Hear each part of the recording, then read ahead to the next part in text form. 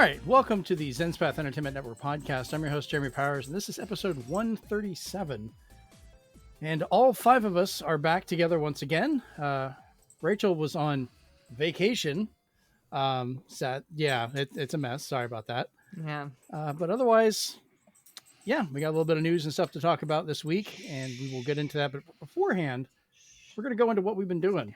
So to start that off, since Rachel hasn't been here for a bit, Rachel, what you been doing? We'll start with you. Well, let's just say, listeners, that I didn't make it to California. My vacation did not go as planned, but I still did something. I hung out with other friends. Good old Cloud Strike. Yeah.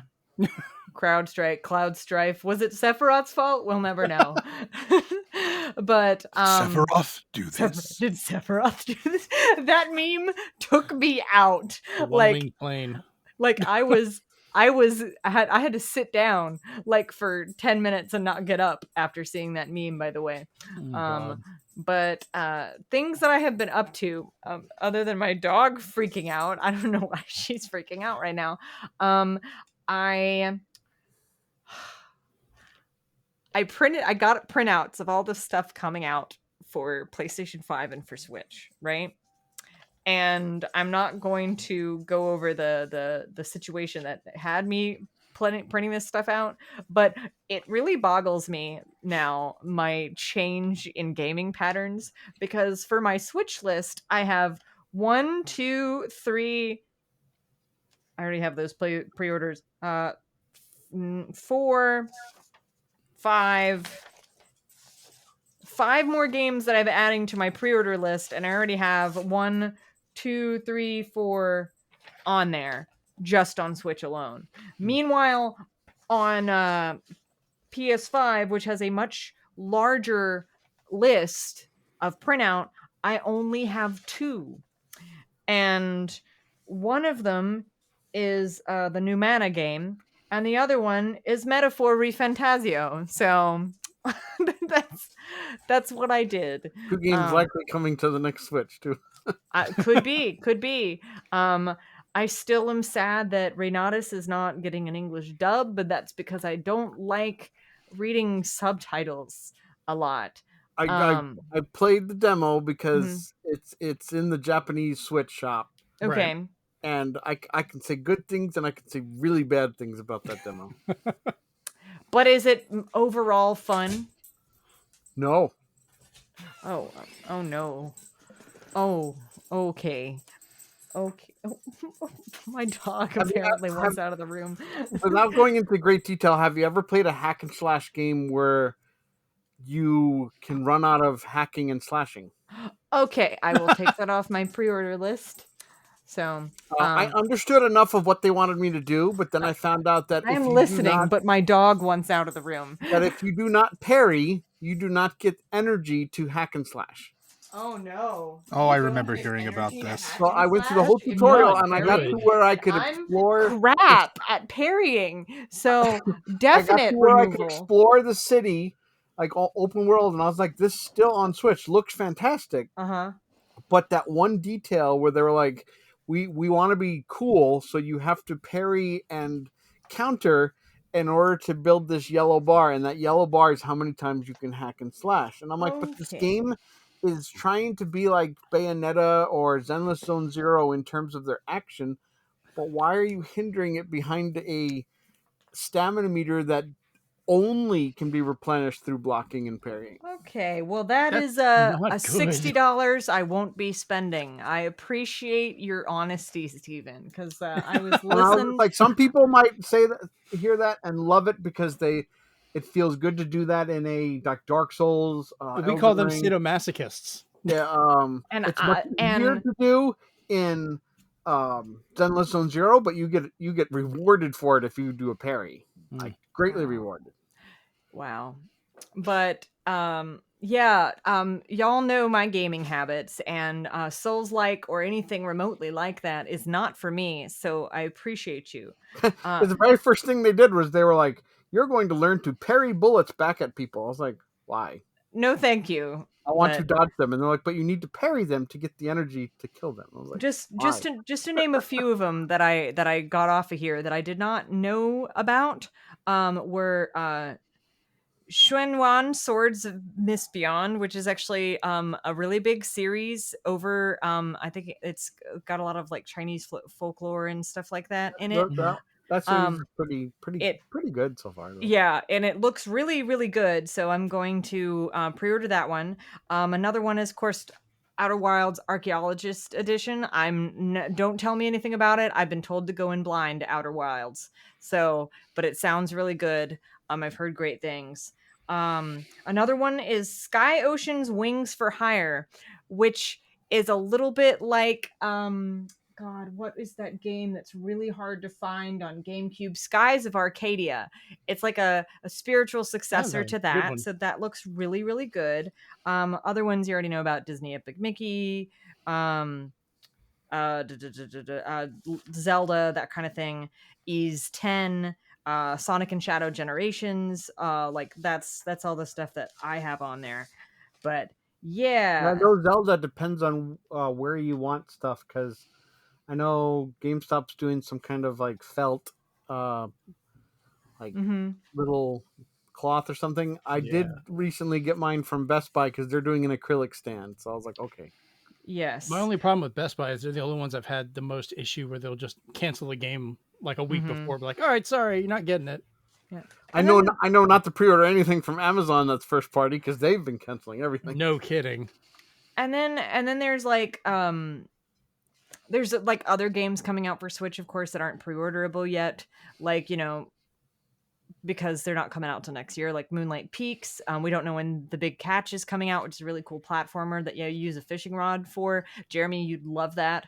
And then Deca Police, who knows when that's coming out. Level 5 won't say a damn thing. I think they're delaying all of their games to make it so it can work on Switch too. Maybe. And then, of course, Suikoden 1 and 2 got delayed till sometime this year, but they haven't said anything about when. But because of all of this stuff, I've also upgraded my memory card to my Switch, because there's a ton of things coming out, both physically and digitally. I now have a terabyte memory card in there, and it's awesome. I don't know why, just for a moment, I thought you were going to say like physically and emotionally. Yeah, emotionally. And I'll go through these other little things pretty quickly, and then we can all talk about Deadpool and Wolverine, if that sounds good to you guys. What's that? Did you not? I was about to say, I was like, Jeremy. I saw it 5 o'clock I saw it like the first day at like 9:30, 10 o'clock in the morning. I could not, obviously. But started reading, new next book in the Iron Druid Chronicles. Do you guys, are you guys familiar with an author by the name of Chuck Tingle? Or have you heard of him at all? Yes. No, okay, but I'm looking that up. So he's best known for his bizarre romance novels, which I do not read, but he's also Chuck Tingle, yeah. But he also is a fantastic horror writer. And I've started reading this book, which is, I forgive the title, it is an old Hollywood term, which is bury your gaze. Are you guys familiar with that term in movies? Mm-hmm. So that's what it's called, and the premise is quite literally this guy who's been writing this series has essentially been asked to kill off the gay main characters if he really reveals them as, a lesbian couple, and he's refusing to, and then all these weird things start happening to him where the monsters from his previous horror films start coming after him. And it's got a lot of references to the supernatural fandom in it. The main character's name is Misha. Hilarious. The company that he writes for is the Herald Brothers, which is a reference to a particular film company. And the head of the filming company is like, okay, so you've got a few options. You can make them, a couple in there in their last moments, but then you have to immediately kill them off, or you can make them straight. And that's basically what he's left with. And it quite literally mirrors what happened on another show here in real life. But it is creepy. The book is creepy. I'm about halfway done with it, and it is hilarious. And I 100% recommend it if you like spooky books with humor. So it's a horror comedy, It's great. I just texted Amanda and said, all right, author recommendation, Chuck Tingle from Rachel. And I'm just to see what she runs with. But it depends on, if she likes spooky, Camp Damascus. She likes all kinds of things. Camp Damascus and Bury Your Gaze is really good. I have not read any of his romance books, so I can't speak to them, but they're very strange. And then, of course, I started playing Klonoa and Moonstone Island. And that's what I've done. But let's all talk about the most important thing, which is Deadpool and Wolverine. Let's discuss. All right. The movie of the year until September 6th for some people. For me, yes. Before we get into that, Amanda wanted me to let you know, do you know Christopher Moore? Look up his books. Okay, I'm writing it down. Chris is shaking his head. All right, cool. Christopher Moore is fun. Yes. He's got the same feel as Carl Hyacin as well. Moore with 2 O's, Moore. Correct. Yes. Okay. I will also remind you, for those that want to join our Discord at bit.ly/Zenspath Discord, we have an entire book section now. You guys can start posting books you read and what you like. Yes. I never remember to.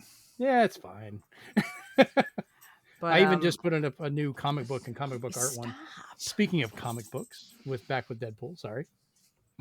But oh my gosh, I saw it today at 11 a.m. Are we going spoiler free or are we saying F it? I'd like to go spoiler free. Not everybody's had a Please. chance to see it, and I try and keep that going for a little while until, The only thing I will say is when I was there was a particular character I freaked out about, and I predicted this months there was ago. a few of those. There was one in particular I freaked out about because as a big Fox superhero fan, I grew up with all these films. Right. I know background of stuff that happened and didn't happen for whatever reason. And then when this person walked on screen, lost my damn mind in the middle of the theater. And the dude next to me was also losing his mind. We high-fived each other, and his family was like, "What the heck?" But as this little, and I kind of said this to you guys, I believe I don't know if I told you guys this in the Discord. It might have been in a different Discord. As I was walking out, me and this guy and his family are all walking out. And then there's these group of younger fellas in front of us. And they go, "Man, I don't get why those other superheroes helping them were so important. I know who they are, but why was it seemed like such a big thing? I don't get it." And Shut up, your children. And then literally me and the guy turned around and goes, "Kiddo, this movie wasn't for you. It was for us."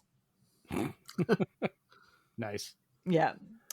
So yeah, I love the fact that I managed to go into that movie without knowing all of without spoilers and so forth. Same. And they came out, they were purposely putting out false rumors ahead of time, which was great. Some of the ones that they had talked about that I wasn't sure about, Magneto showing up, he doesn't. Professor X, he also doesn't. Stuff like that, fake ones, which were great. I don't mind spoiling those. They're just rumors they made up.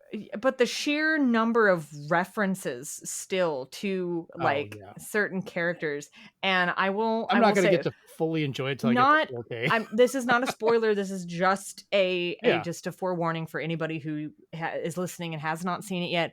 Stay for the credits. There's a mid-roll. Not even really a mid-roll type thing. It's almost at the very beginning of the credits. Yeah. That if you're a big superhero movies fan, it will make you emotional. And then of course there is a post credits, which I will not spoil, but stay for that too. Yeah. The early credit, I don't think that one's really counted as a spoil. It's basically just a behind the scenes love letter to the Fox movies and the early Marvel movies with different studios, which I thought was really well done. Oh, I loved it. It made me, it brought me back to when times were so much simpler. I was really glad they let them show the full 20th Century Fox logo as it was in the films one last time. And I was like, all right, cool. That was nice to see. Yes. I don't think it's a spoiler. It's just it's a damn logo. But, really, the whole movie was a love letter and such a heartfelt send-off to the Fox superhero movie franchise. And I can say that it's not a spoiler. I'm not going to give any context for it, but it was a great send-off. And I don't know that sky's the limit, but there was a lot of fourth wall breaks that was like, if this is the movie that saves whatever the heck is going on in the MCU, perfect. I enjoyed it. I still don't agree with the whole thing. Like, oh, every one of these movies has been terrible. It's like a lot of them have been actually really good. Only a few things have been kind of rough, but I mean, I still enjoyed Deadpool. I don't think it's going to be like saving or whatever, but well, I mean, there's anything saving really as in redefining and bringing back what was important to like people like me going to see these movies, and watching the TV series and stuff like that. Sometimes it feels like, I guess, with Disney behind them, that they're trying to push out too much too fast. And I think less is more now. Yes, and so now they're going back to the less is more, and that's what I think is important. And less is more. They're more focused, where they separated their Marvel studios, where their animation studios are separate.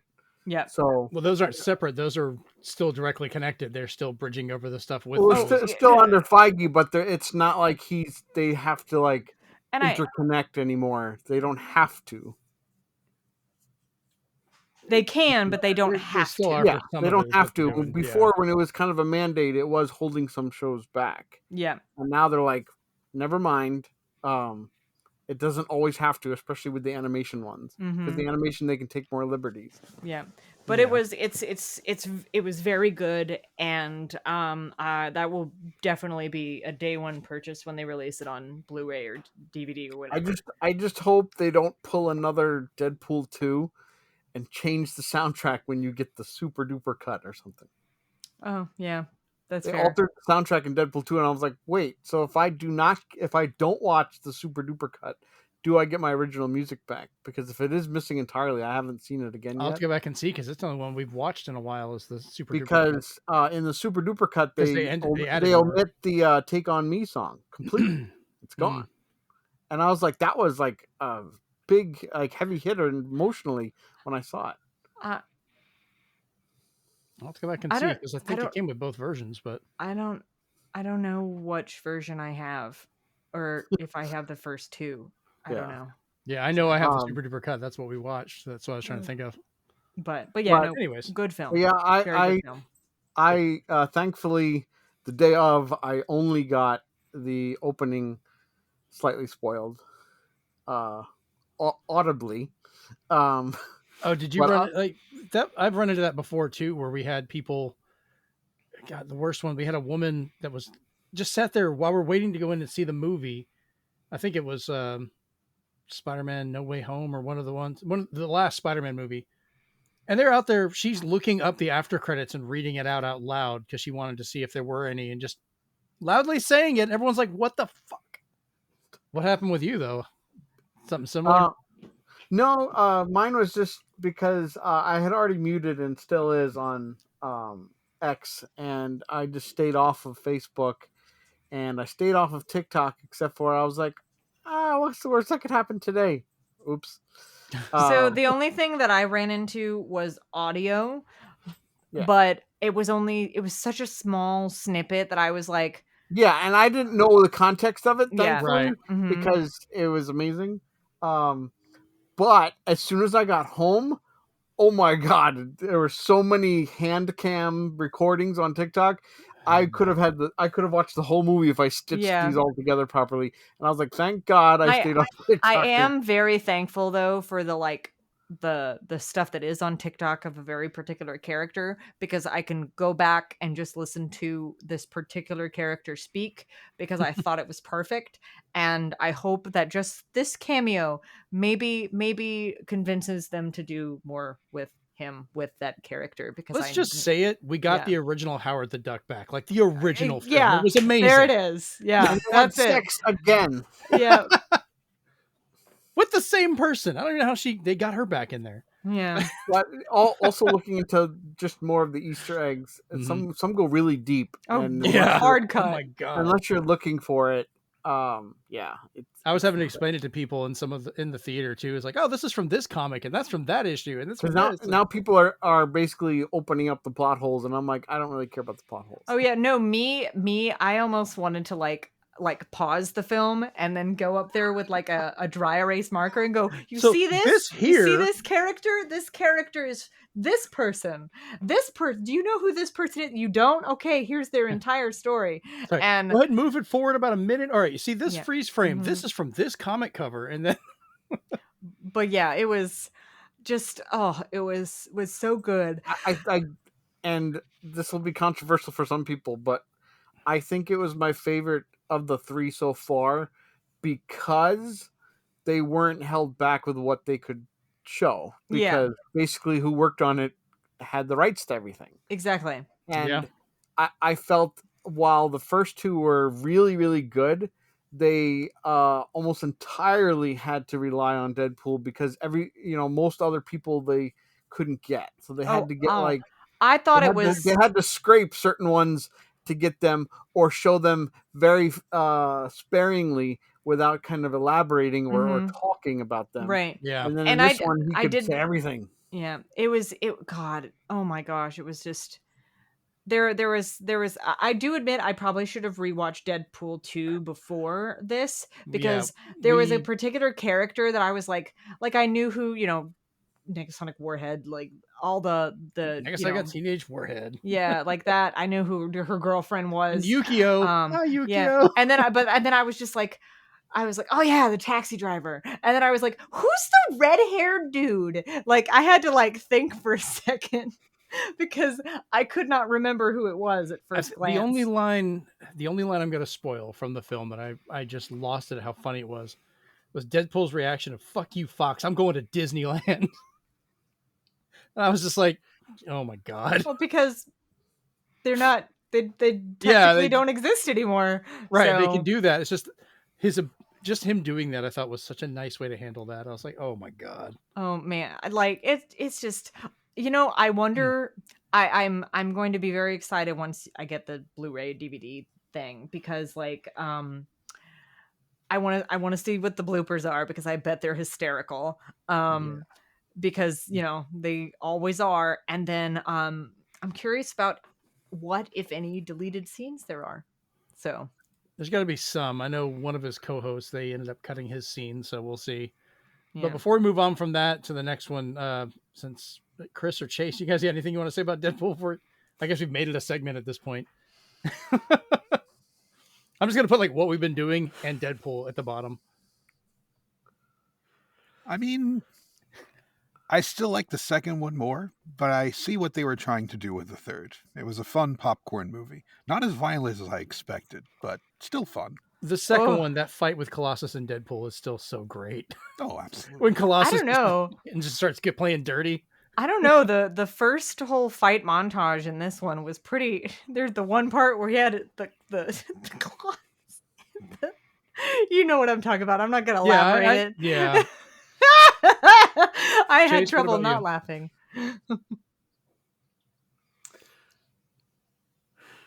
Chase, what about you? Movie was great. Not much really else to say. It was phenomenal. I loved it. Probably say something that's a little like it, if you like the MCU, it's probably a little bit of a hot take, but yeah, if more MCU movies would be like this and just how well made this was, that I'd actually be enjoying going back to the MCU again. Thank you. So I'm sorry. I still think it's entertaining, but it's not like the best one ever made. Like I still think there are better MCU movies. I will say I'm sorry. I could barely sit through the last Ant-Man movie. There was only two things keeping me in that theater. So.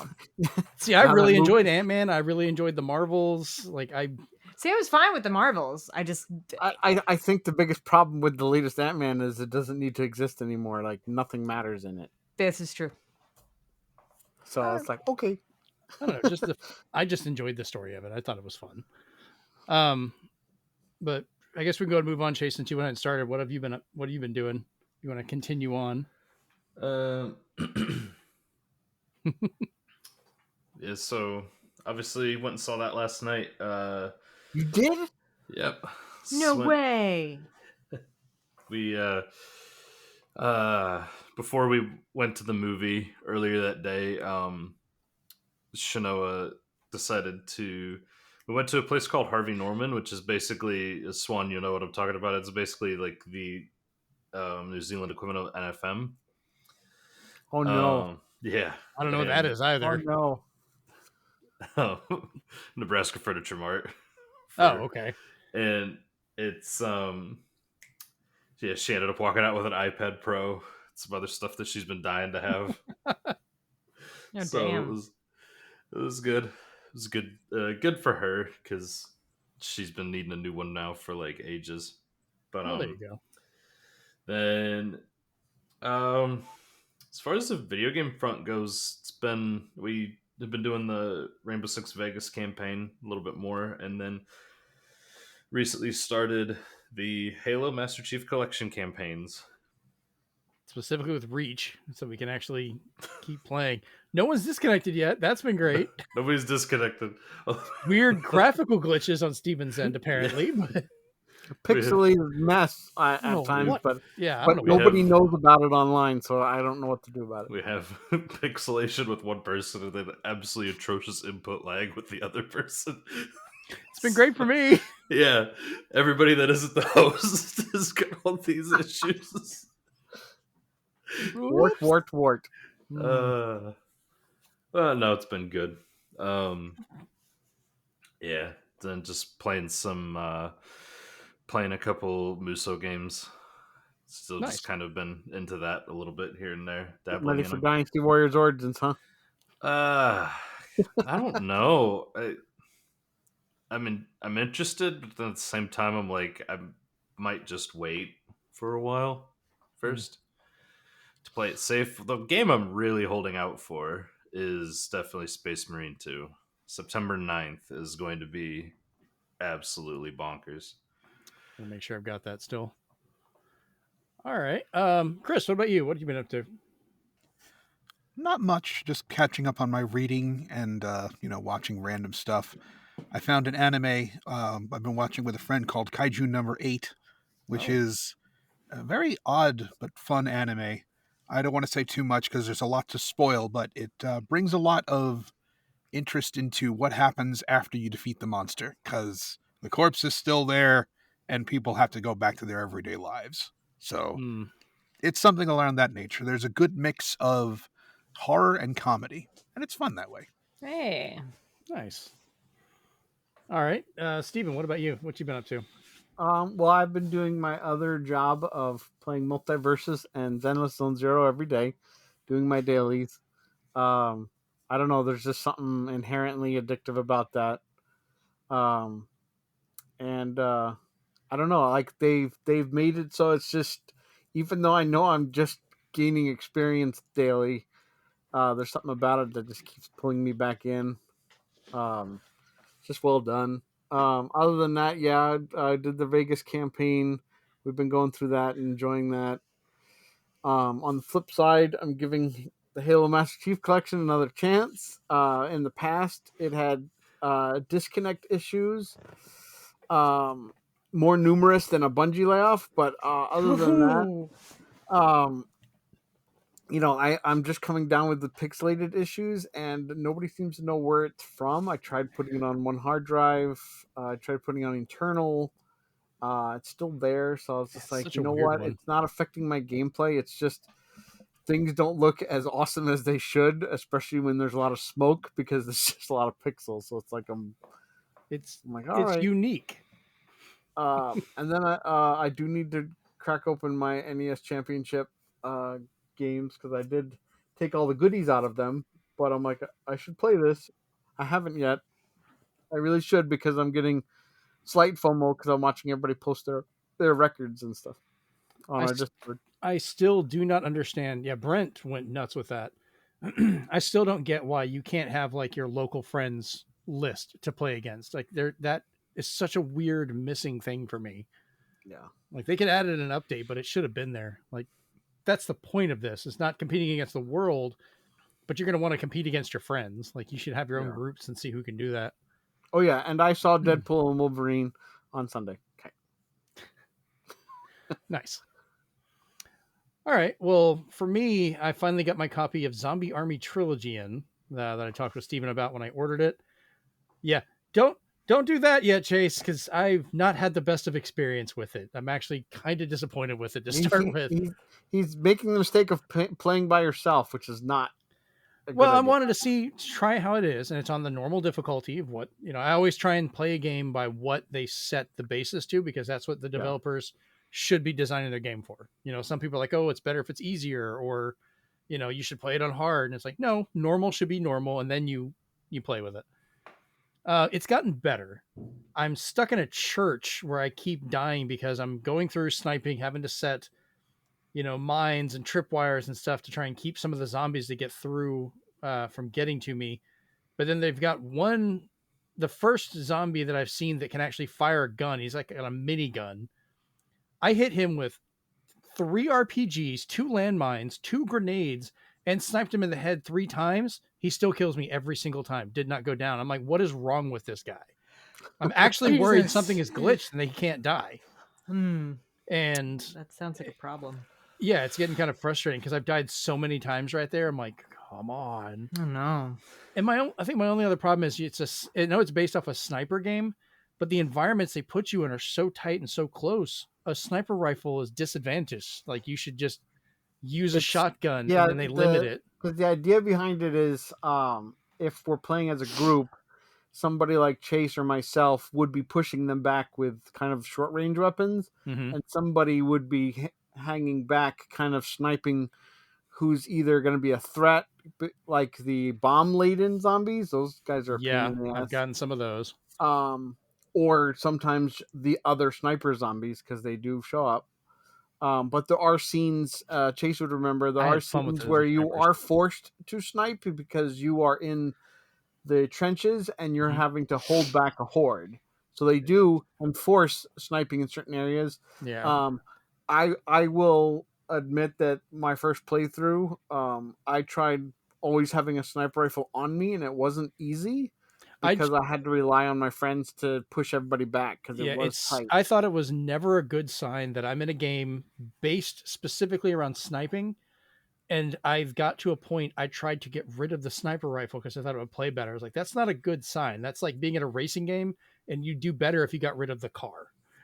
Like, that's not a good thing. It's the Sniper Elite engine. It's not really and but because it really feels good when you get a nice little cam of it going into. I've got a few of those. I got one. I wish I'd kept the clip.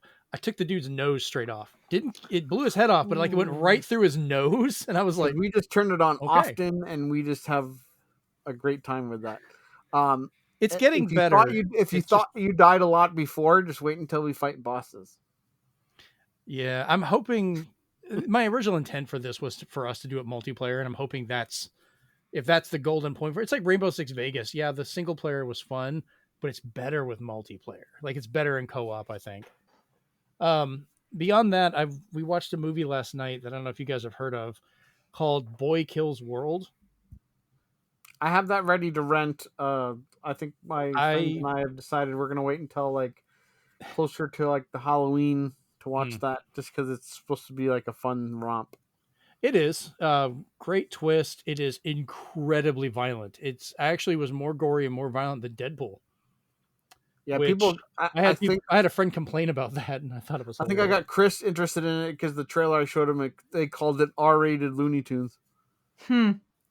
I wouldn't go as far as Looney Tunes, but it's the premise behind it is absolutely hilarious. But as we were watching it, I did guess parts of it, but really good. Brent should be watching it tonight or tomorrow. I bought the 4K and immediately went and loaned it to him. And I was like, I'm not letting you borrow this. You're going to watch this. I need someone to talk to. Like, y'all watch this now. And in return, he gave me Multiplicity, which Amanda had never seen before. Oh, that's a fantastic movie. She's never seen it. And I was like, this is going to be great. I love that movie. On a toy collecting rant on some Transformers, I have my comic book version of Grimlock that came in. And he is great. I've already opened him. I put his crown on him. Like, he transforms and looks great. But I've been waiting on this one. And I like the fact that the artwork on the side for this series all connect and make a mural. Oh. But I actually have this comic book cover. I have this issue. So that's been a great one. And then the other thing is Transformers. I got an album, which is the music from the show, which, has the Transformers theme and stuff like that. But there's all the interstitial and background music. And oh my God, I've had so many flashbacks just listening to this while I'm sitting around. Hey, wait, does that mean Weird Al's on that? No, this is the TV show's actual background and music. I have the soundtrack for the movie, and yes, Weird Al is on that because that's Dare to Be Stupid, which is great. But yeah, we've got like the artwork on the inside. Hopefully you can see it, of Prime and Megatron fighting each other, and scenes from the back of it and so forth. But yeah, definitely happy with that one. Glad it finally came in. Brent got it as well. So yeah, that's most of what I've been up to. All right, so let's go ahead and jump in 36 minutes in, since we've had a lot to talk about, into the news. All right, so real quick, we're going to go through a San Diego Comic-Con 2024 recap, which, hey, we're going to be talking about more Marvel because there's some weird stuff. So Dr. Doom has been cast, and this happened right after we recorded the last episode. And I'm very confused at this because it's Robert Downey Jr. New mask, same task. New mask, same task. And all right, so people try to make the argument, oh, this is no different than like Josh Brolin playing Cable and Thanos and stuff like that. It's like, that was two different movie companies, like two different parts. They joked about them, but they were not connected. And also people were referencing, Johnny Storm and Captain America. And I was like, also a little different, but okay. So that is actually only two of the four comic book characters he has played. Yes. Do you know the other two? Probably not. Yeah. Maybe. One of them's an obscure DC movie. I'm trying to remember the name of it now off the top of my head. I just blanked on it. And the other is, of course, Scott Pilgrim. Yes. Because he was in that. But he plays an absolutely hilarious like military operative for one comic book group. So, but yeah, so people reference that too, and I was like, it's still kind of not the same. Different. It's still different. Yeah, I'm just going with can we just wait until they, until you see him in action? Because I get that. It's still just, it's like it feels almost incestuous with casting. Like, so did you not have other people you could find? Like, for me, it feels like this is their kind of their almost like their Hail Mary, their big red button push, where they don't really like they notice there is a certain trend right now with the movies, and then they go, well, what changed? What were we doing before? And then they went, we had certain actors. Well, let's bring one of them back. And that's kind of what it feels like to me. And I'm just like, I don't think that's gonna save you. But yeah, I'm not saying, Steven, it's gonna be a bad thing. It's just, it seems like a very weird decision. It's, it's, if they make a sequel to like the Batman movies and they bring back Michael Keaton to be the Joker, it's like, that'd be weird. He wouldn't do that. Keaton was just Batman, but he died in The Flash, but now he's coming back as the Joker in another one. If they continued it, like it just feels very weird. He wouldn't do that. Well, I'm not saying he would. I'm just that's the most connection I could think of with that one. Yeah, for sure. But yeah, so and I wonder if they're kind of pulling the wool over us on this one, if he's just going to be an alternate version. Because, all right, in the comics, Iron Man has been Dr. Doom and vice versa. Doom has actually taken up Iron Man's role for a while, but they were always two separate people. So are they going to acknowledge that he looks just like Tony Stark, the most famous person on this world? Or, well, they also made sure to introduce him as Victor Von Doom, so he is not Tony Stark. I'm still wondering if they're going to reference that, like if you've got, during Secret Wars, because they did announce Avengers Doomsday for May 2026 and then Avengers Secret Wars for May 2027. If Spider-Man sees him and sees his face, there's no way he's not going to be like, Mr. Stark, because it is still Robert Downey Jr. They still look the same. Is that going to get referenced? Or are they just going to magically act like... If it's Doom, that face ain't coming off. Secret Wars, it normally does. That's the thing. That's part of Secret Wars is he heals his face and takes his mask off, both in the original and the later ones. So I'm curious on that one. We'll see. We're gonna see. It's just We're gonna see. Feels Yeah, weird to me. I think Secret Wars is going to be super dramatically different from the comics. So I don't reference the comics for either of those things. Well, because I'm just like, they're referencing and going after a lot of the stuff already of the later Secret Wars, the one that's most recently happened. Yeah. With Battle World and with the Void and with all that stuff being in there. It kind of feels like they're going in that direction, at least closer, but we'll see. The other things they showed, we got footage, and we've all, I think, watched this before it was taken down. Thank you, people that have cell phones and just leaked this immediately, like Marvel should have known. Fantastic Four First Steps, coming July 25th, 2025. I like what I'm seeing, and I love the fact we get Galactus just staring in the window. Like, what the hell is this? Like a dollhouse? Like, what's going on? Do you guys have any thoughts on that one? It's gonna be weird because the setting of the movie, but then they said that they'll be in both of the Avengers movies. So I'm like, okay. Yeah, I think they're treating it. It's going to be part of them. I mean, the multiverse stuff is going to be happening in this, so I guess that's where they're coming from and moving over. They're going to get more of this. And then lastly, they showed footage that hasn't leaked, surprisingly, but it's been described. We got stuff for the Thunderbolts, which showed more. Talked about more of what they were doing and how the characters are going to be interacting. We still don't have the full name. It's still Thunderbolts with an asterisk because they will not say the full name because it, I guess, will leak a bunch of what they've got going on. Mm-hmm. I will say I try not to get too excited about Marvel properties too quickly because I know how quickly things can change. And also not necessarily cancellations, but I get ideas about certain things. So I try very hard not to think too hard about it. And I learned that from all the Fox superhero movies. Just things can change, things can happen, and yes, things can get canceled. But yeah, I don't like to speculate too much. But by that point, it's like, why get excited about anything? It's like that's kind of the purpose of Comic-Con. It's like, we're supposed to. I get excited about the one thing not on your list is they did show a sketch scene of that has been Hotel Season 2 with a new character, so that was cool. But yeah, I forgot to add that one in here. Sorry about that. I'm excited for that one because I love that show. Oh yeah, me too. The next thing that they had some Star Trek news, which I don't know, I may be the only one here excited about that, but I love Star Trek, so I'll go through it really quick. We got Section 31 trailer was finally shown, which is coming out early 2025. It's going to be what they refer to as a long trek, which is a longer form movie versus an actual series like it was originally going to be. Starring Michelle Yeoh as Emperor Philippa Georgiou. Looks to be taking place over different time periods and possibly the Mirror Universe as well, which is where she's from. But what I'm excited about is it touches on what's called the Lost Era of Star Trek, which is kind of after the original series, but before the Next Generation. It's been hinted at. This is kind of the time period of the Enterprise C, later for the Enterprise B, things like that. It's been touched on, but never really explored.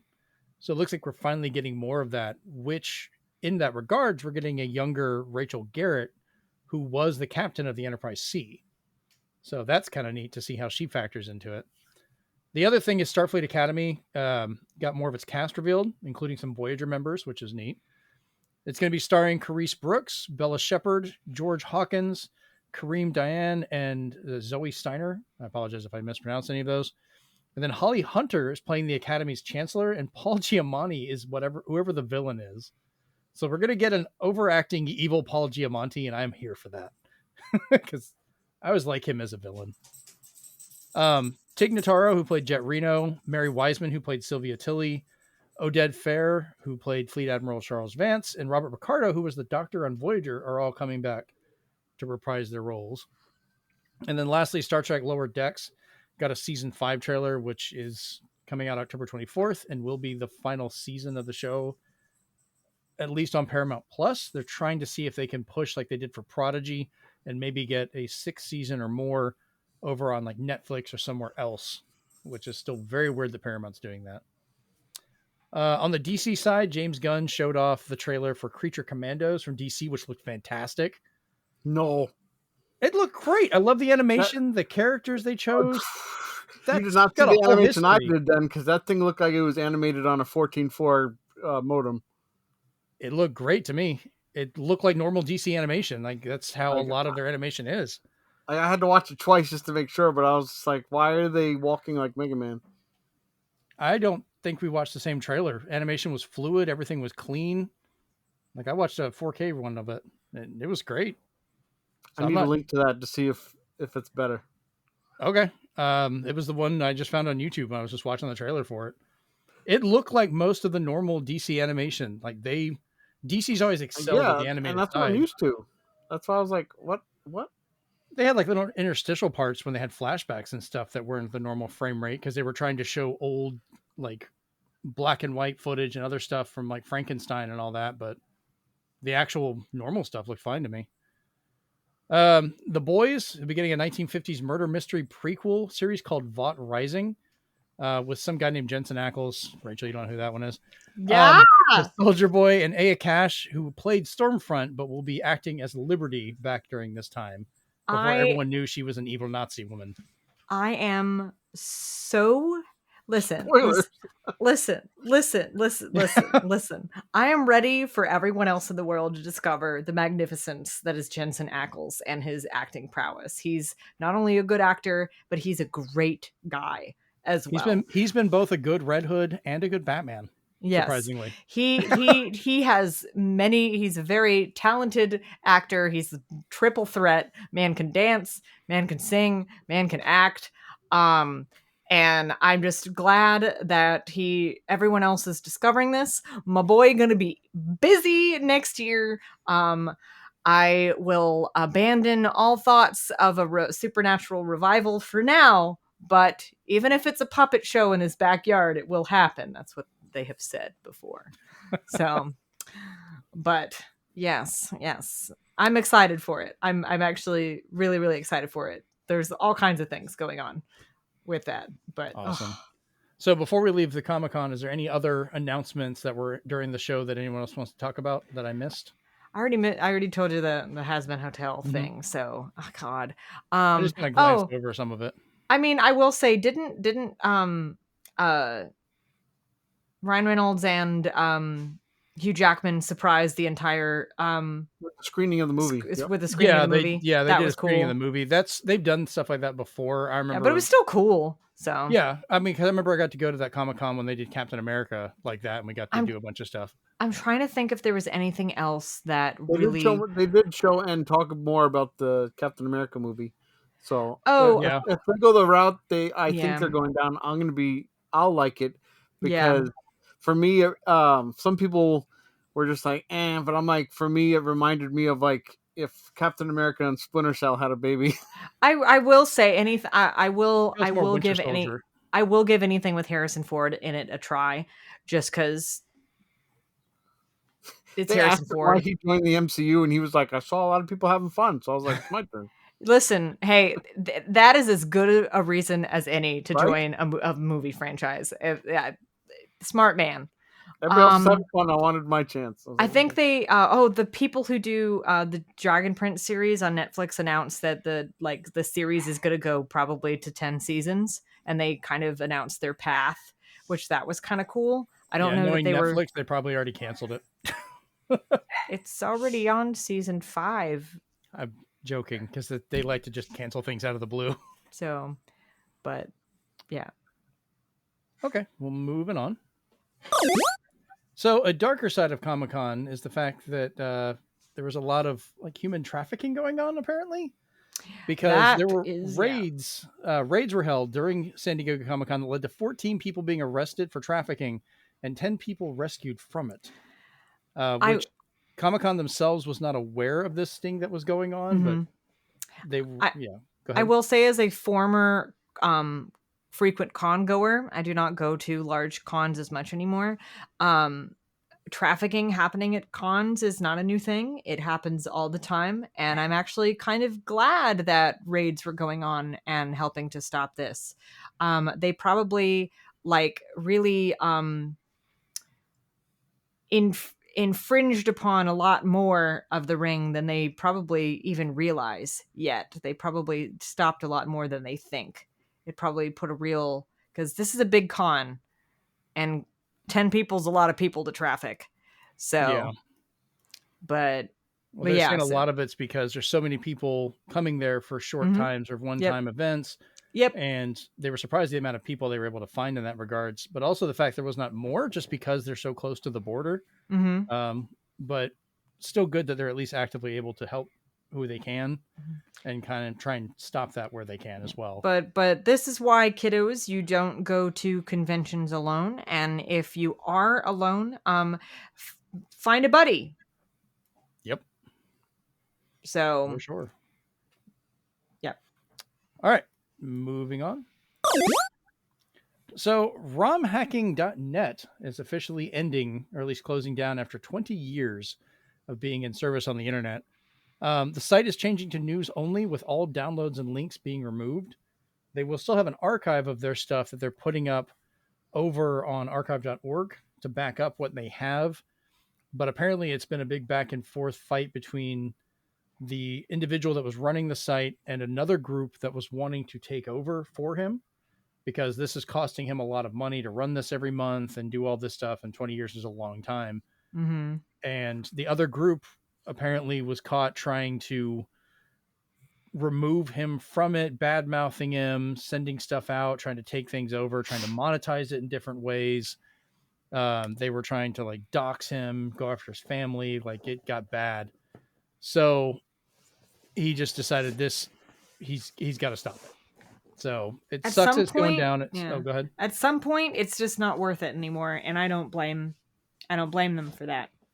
So a lot of the rumors, people are like, oh, this must be like a Nintendo lawsuit thing or all that. It had nothing to do with that. This was still operating as it normally was. It's just people that were trying to help, air quotes there, were in the end trying to take over it. So the forums will remain active, but they have split all connection with the Twitter account and the Discord, because those people were part of the issue with that. I included in our notes the whole listing from it. I am not going to read that. That is a lot. You can find it online, which is just their title from the user Nightcrawler, which is the guy that ran it, just called romhacking.net moves to news only, database and file archive released to Internet Archive. You can search for that and find the tweet and read more of it. So it sucks that's going away, because it's not even so much like a source for finding ROMs. Like, it was helpful for that, but they were very good at helping people figure out like translations and how to apply those patches, or, modified versions of games that people make, fan games, stuff like that. They were a big source for a lot of that, which is still available kind of, but not going to grow or continue from that point. So that sucks to see them go. So, but hey, keep downloading games, kids, if you can find them. Just be very careful, because that was a trusted source. Now it's going to be way more annoying. So, all right. So moving on from that. So, anybody watching the Olympics? Because you're not going to be playing the Olympics. The Olympics have decided to no longer renew the license for Nintendo and Sega to make their Mario and Sonic at the Olympics series of games, which has been going on for quite a while. 2008. Yeah. But instead, they're going to use the money from that license to fund crypto, NFTs, and other useless crap in regards to the Olympics. See, I had to do some Googling here, because I was just like, oh, Olympics, that's a sports game. And then I had to look up who made it, and I was going to make a Camelot Golden Sun joke, but Camelot has nothing to do with it. So now I'm sad. They should, but Hopefully. No, listen, if they did, they could maybe, now that they don't have to do that, they could make a Golden Sun game, but they'd have to stop making the funds, Mario Tennis. they spend it mostly on the esports side of it, not the NFT side of it. Yes. Yeah, I mean, I'll just right click and save. So yeah, I really enjoyed the Mario and Sonic the Olympics. Like, I thought they would be kind of weird mini games. Like, no, they're actually fun. Like, it's very well done, little sports titles and stuff. Like, not every game is fantastic, but that's kind of the case for all of it. Yeah, I think it was a we fun missed series. In 2019, they already said sorry. They were like, we're not making any more, but people didn't know the reason why back then. Mm-hmm. Yeah, the more of the details kind of came out now, which is why we're hearing about it, because they were supposed to get the license well before it. Mm-hmm. So that kind of sucks. This is a good time to find out which one is the best, because now you can just take them all and compare and contrast. The best one is the one that never happened. God. They could be Wow. fun. Like, there were fun party games, like mini games. No, I mean the one Olympics that never happened, but they still released an Olympic game. Oh, that's okay. I was like, what are you talking about? Because that one was funny, because I was just like, so the Olympics still happened, but only with Mario and Sonic. The Olympics, brought to you by Nintendo and Sega.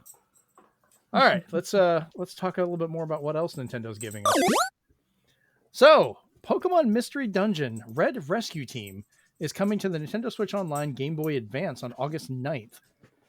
Nintendo will do anything but release a mainline Pokemon series on that damn service. Listen, Jeremy. What in the heck are they going to do a 3D remaster remake of if they release a mainline Pokemon game just for anyone to play? Ironic choice of words, MSO. because this game already had a Switch remake. So now you can play the original. But they also can't. They know their fan base and how vitriolic they are, and that they can't do a mainline Pokemon game unless they can get trading to work. Yeah. Yeah.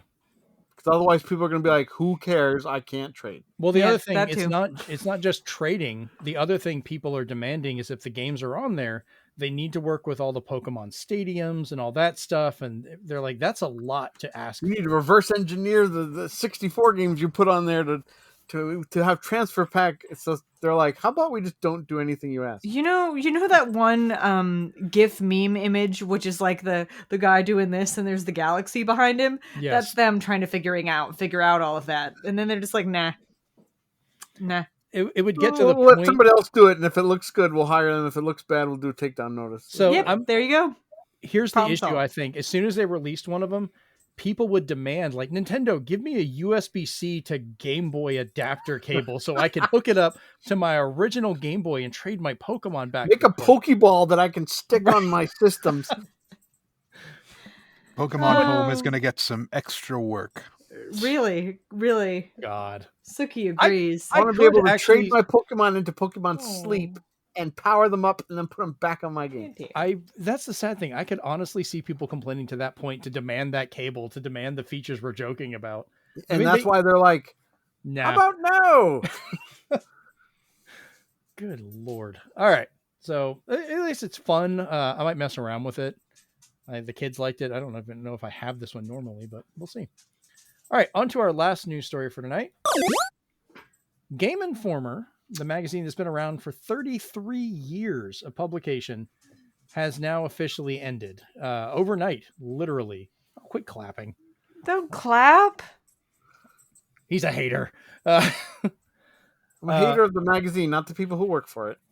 Fair enough. I mean, the magazine's been around for a while. I mean, the fact that they've been running for 33 years, but they had a meeting with the GameStop vice president the other day, closed the magazine immediately, and staff was all given undisclosed severance that's going to be going on.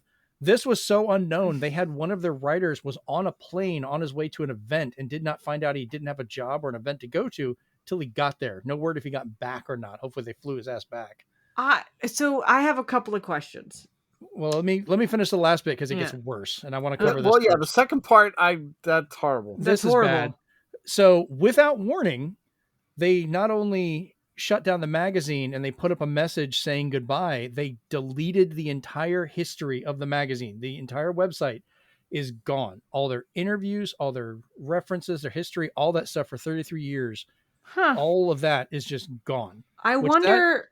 Go ahead. I'm going to check something because, I got enough points to renew my GameStop membership, right? So they talked about that. If you renewed it, you have to email GameStop to get a refund. Otherwise, they're just going to let it go and not do anything. I was up at the store earlier seeing my friend, and they had the issues there. And I was like, you realize that's the last issue? And it's like, yeah, we heard. So that also it begs a couple of questions. That one does explain why the Game Informer customer service people never contacted me because I sent them an email like them directly about going to a print one because I didn't want the digital. I wanted the print. But the lady at the counter didn't give me the print. It was stupid. Never got back to me at all. Period. End of story. And then now that also begs the question, what's GameStop going to offer as their whole point of their membership other than the discounts on pre-owned games? Because that is well, no, because that is the primary cost of the membership is you're paying for the magazine subscription. That's what it is. Most of them don't actually have to talk about or mention Game Informer for a while now. They haven't had to even bring it up. Yeah. Well, that's what ticked me off because they did the digital, they didn't do the print. So yeah, you had to pay extra to get the print is what I think it ended up being. But that was a whole mess between GameStop and them. Like Game Informer was still doing good articles. They were still doing a lot of news and other things. Like love them or hate them, they were still trying to keep that magazine alive. And they were one of the only gaming magazines still around that's been around for almost most of the time I've been playing games. And to see that gone, I'm glad I still have a bunch of my older issues. I was going they're only like a year older than I am. Oh wow. I was about 11 when they started. But like, I mean, I turned 32 this year, so it's like one of those. Yeah, they're older than you. Or they were. But it was one of those things that it's like, that just begs the question, what is going to be their offering? Because that's part of the whole membership, pro membership is the subscription, whether it be digital or physical. Like that's part of it. So what are they going to offer now? Because there isn't really anything. Like they're Pop.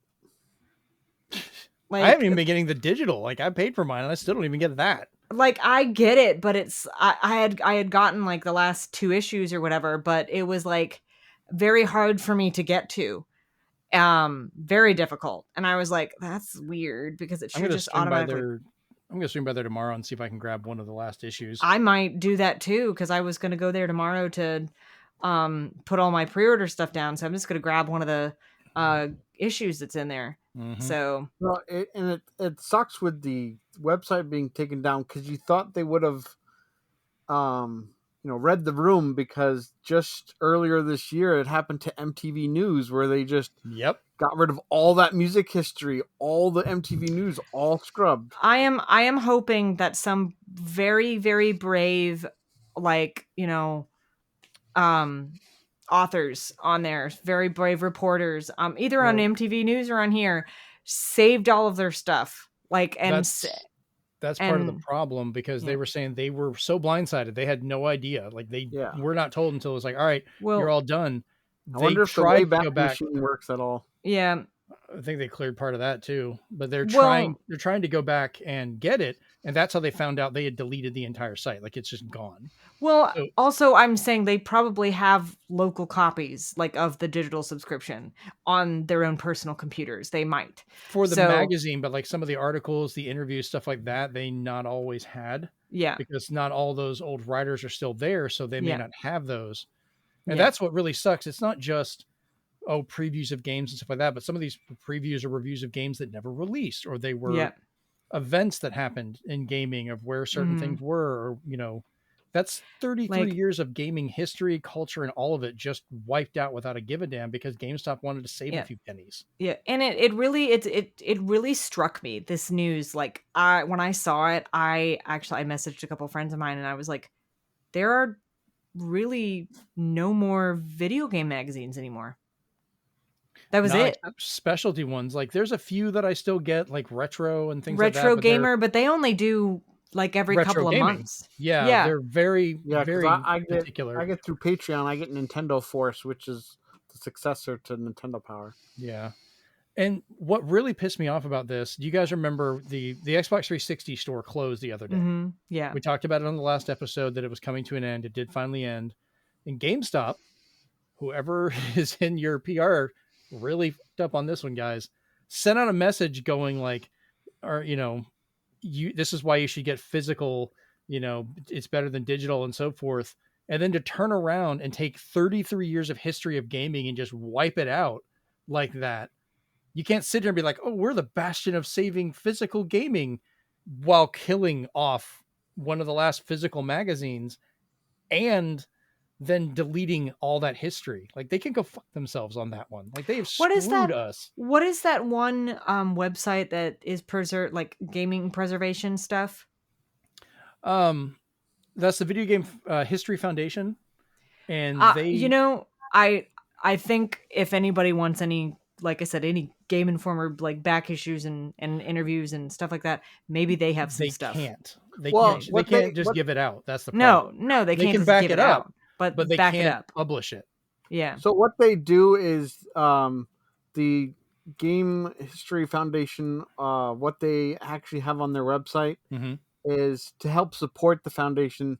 You can actually sign up for a subscription. Yeah. You pick the era of gaming you like, and they will send you random magazines from that era. And they have even put some really valuable ones in there. Yeah. Because I'm trying to remember the website, but there is a website that has actually worked with them, and their biggest thing is there's this one website that is actually scanning in every video game magazine they can. Yes. And I think the guy Frank Cafaldi, he's working with them. He's just like, we need this rare issue. If somebody has this, we can borrow. We need to scan the pages. So there is the effort doing that, at least. When I got rid of all my gaming magazines, I actually sent it to, I don't remember who I sent it to. I sent it to one of the sites that was doing that. Awesome. So, good job, Rachel. Yeah, but this was like a couple years ago. Like it was almost 10 years ago that those I did might have been sent out to other people then. Yeah. Retromags.com. There it is. Yeah, Okay. It was almost 10 years ago that I did this, and I said, I emailed them because they were like, hey, we're looking at this. I said, I have like 30 issues of Nintendo Power and almost 60 issues of Game Informer. Do you want these? And they were like, yes. So if you go to that website right now, as of 23 hours ago, somebody posted Game Informer issues 1 to 260. Nice. Right off the bat that you can download and read through. Yeah, before Nintendo was weird about it, but like I managed to download the digital versions of all the Nintendo Powers. I still don't know why they don't release that in some form. Like I'm sure it's a licensing nightmare because you've got different companies involved in each of them, which might make it difficult. It's the same way with like Capcom during their collections, whenever they're showing advertisements, or Konami with the Ninja Turtles, they have to edit parts of the pictures out because it shows other games and so forth. But there should be some way to get that history of it and be able to look through it. Okay, and once again, the dark web is going to have to do this to back it up. Yes, the definition of fine, I'll do it myself. So as they put on their scanner gauntlet and just start scanning pages. Yeah, honestly. But yeah. It's depressing news to me because, love or hate how Game Informer was, they were a staple for decades for how people read about the games. Like I remember getting the issues when new systems were announced, and sometimes that was the first time I heard of the system, or got to see actual specs or talk about it. And the rumors were always fun to look at, especially back during the Dreamcast time. That was a mess. There's also just something so cathartic and so lovely about reading a magazine, just because it's short. Yes, it's jam packed with content, but it's nice to have something short to read that's still entertaining. That's not like a book, Right. And you don't get that with there's not a lot of magazines these days that make you feel that way. Like it's all like stupid, like the stars, websites or emails or whatever, or rumors about celebrities and crap like that. Yeah, the Inquirer still stays around somehow, but damn it, I can't get my other gaming magazines. Yeah. All right, well, I think that will take us over to our big question for this week. So let's go ahead and get into that. All right, so the big question for this week in regards to gaming magazines is, what were your favorite video game related magazines growing up? And I'm sure we're going to have a lot of the same answers for a lot of these, but I think there'll be a couple of different ones. Steven, I want to start with you, though. Okay. Well, I'm just picking it random. To start off, because they actually had a brick and mortar store on the East Coast when I lived there, was Die Hard Game Fan. Wait, really? I did not know that. Yeah, they were. I still have their card for being a customer. Oh, It was that's like a cool. hard card. But they just seemed to go into more of the import range and just more what was going on in Japan, and they just didn't cover the ordinary games. They did some of they had a really good artist there, Terry Wolfinger. Am I saying that right, Christian? Okay. He was really good. They did try to make a comeback where they made a miniature Game Fan. I have a couple of those, but I remember it those. seemed like it wasn't like something was missing. But I was still happy to at least see it. Those are hard to come by. I'm actually in one of the Game Fan magazines where I won a contest. It was the best contest because they were like, you can pick out a game that's anywhere in this issue and we'll give it to you. And I was like, what? I have to look back and see what I picked. It might have been Dark Wizard for Sega CD, but I have to go look. Interesting So that choice. was That's cool. pretty cool. EGM was a favorite, but mostly towards the holidays because then their books were like 300 to 400 pages. The holiday issues. Oh yeah, the holiday my issues. God. Oh. Holiday issue and that was the E3 one issue. time the ads were okay because I know they were going to cover so many games. I didn't like the Game Player's Guide because they didn't seem to talk about it. They're like, here's a game, while EGM would be like, let's talk about all these games coming. I can still remember the Kingdom Hearts 2 cover of EGM.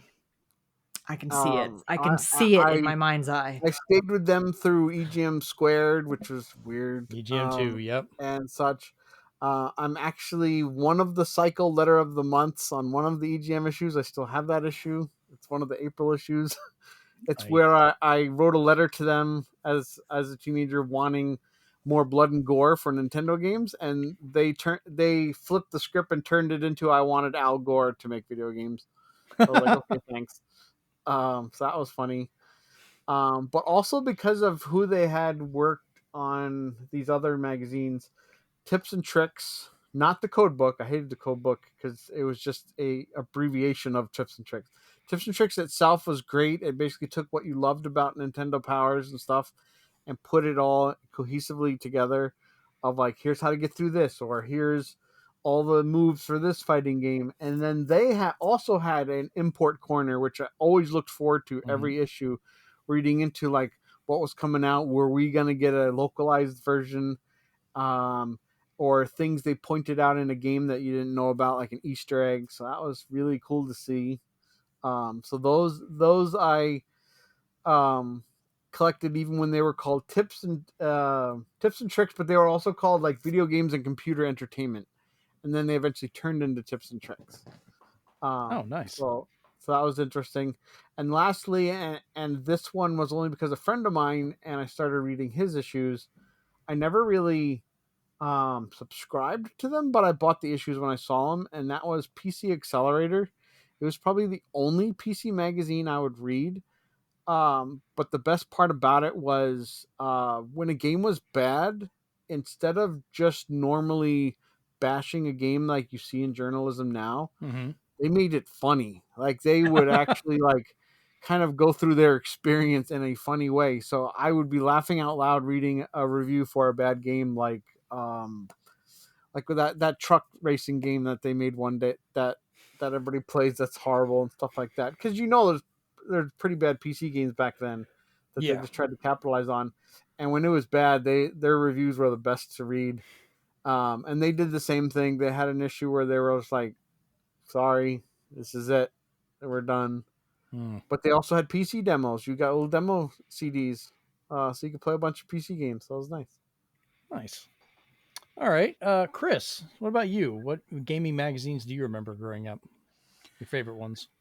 Well, most of them Steve mentioned, and you guys will probably go over again. But for me, my favorite always was Die Hard Game Fan magazine, not just because of the magazines, but because of the strategy guides as well. Ooh. They actually published... Those are the best strategy guides. Yeah, and some were for games that never even came out here for a while. I actually found out about Vampire Savior Jetta's Damnation through a full-color strategy guide that was published before the game came out in the United States. Maybe it was out in arcades, I don't know, but I bought it and it had full color pictures of like all the fighting sprites, all the moves, the stories, the endings. That's one thing I really liked about Game Fan magazine. They always went the extra mile to really get into games they enjoyed. There was a lot about imports. They always went to the lore that you normally wouldn't find out unless it was translated. Essentially, you could get a lot from Die Hard Game Fan magazine that you couldn't find anywhere else. It was very niche, but it was fun for that. Also, a lot of the artists that I followed today had envelope art in Die Hard Game Fan magazine. Nice. All right. Chase, what about you? So EGM, a lot of people already touched on, so I won't go too much into that. It was one of my favorites. I did really like GamePro magazine as well. I thought they were really good. Game Informer is on the list. And won't go into too much about it. It is kind of gutting. It's about the news with them, really is. But they played a role in me actually wanting and getting a 360 because of the big cover story that they did on Gears of War, actually. So that's I'll always kind of remember that as like a big memory from them as to why I wanted a 360 and how I got into it finally. And then PlayStation Magazine.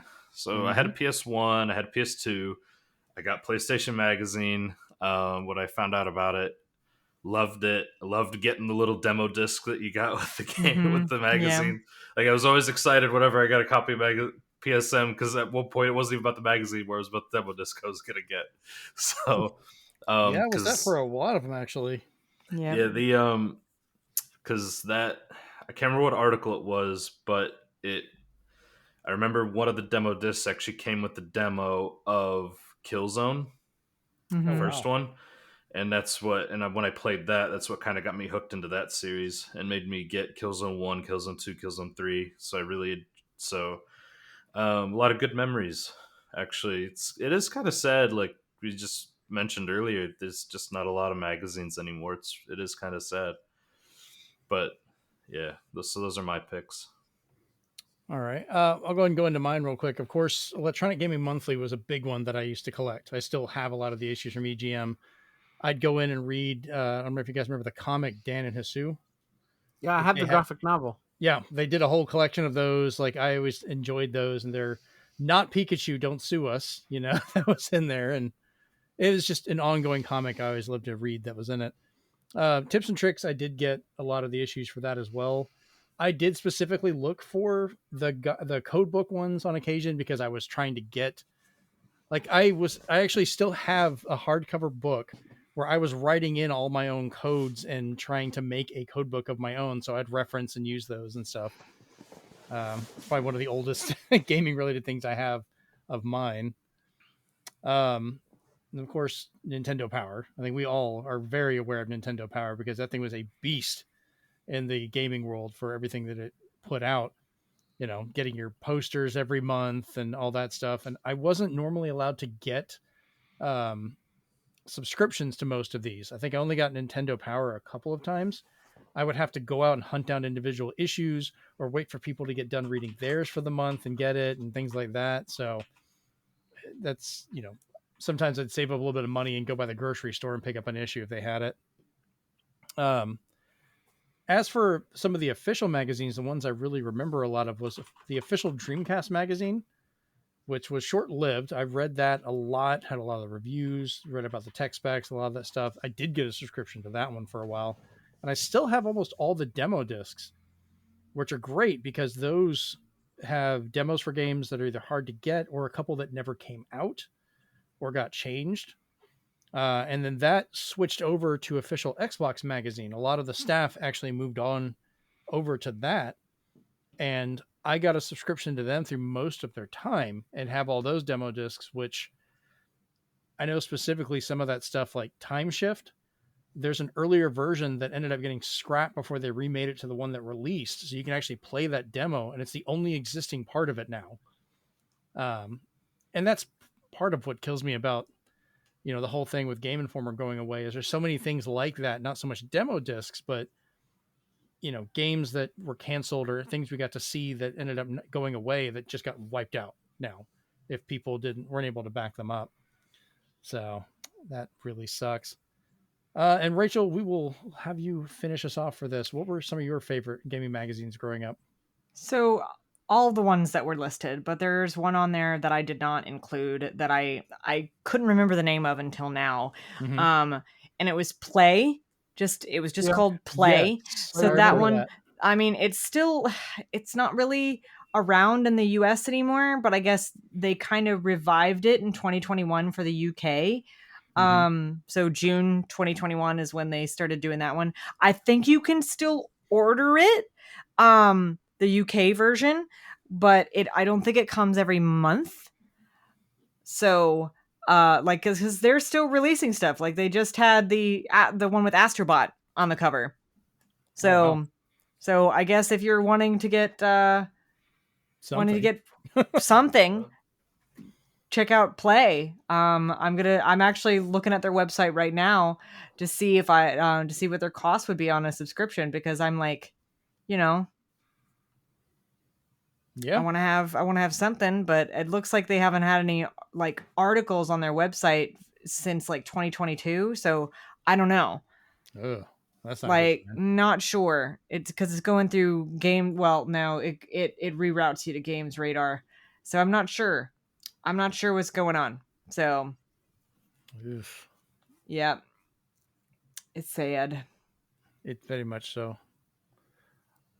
All right. Well, I guess that will wrap us up for this week. Bit of a bummer ending off with the magazine closed down and all the history lost and everything, but at least we have our memories of the ones that we got to play. And I kind of wonder, like a lot of the younger gamers that are out now never really got magazines or any of that stuff. Everything's just been websites or apps for them. Of how that is going to continue on, because at any time a website can just be taken down or closed down, or an app no longer work, and you can't always save any of that stuff to look into. So it's kind of a dark time in gaming history in that regard, I feel. But we're still going to be here for as long as we can be. So, so I guess if you're watching the video version of this and you want to listen to the audio one, you can find us on iTunes, Spotify, pretty much anywhere you find your podcast. Just search for the Zenspath Entertainment Network Podcast. Find us there. Leave us a review. Tell us what your favorite gaming magazine is, so forth. And share that with others. If you're listening to it and you'd like to watch the video version, you can find us at youtube.com/ZenspathCom. Once there, leave us a thumbs up, share it with people, leave a comment. Same question. What was your favorite gaming magazine? We want to know. We can talk about that. Otherwise, if you need to talk to us directly, you can find us on Twitter at Zenspath Podcast. Or you can look either in the show notes for the audio version or right below on the YouTube one to find out where to reach us over on the webs. All right. I've been your host, Jeremy Powers, and this has been episode 137, and we're out. Peace.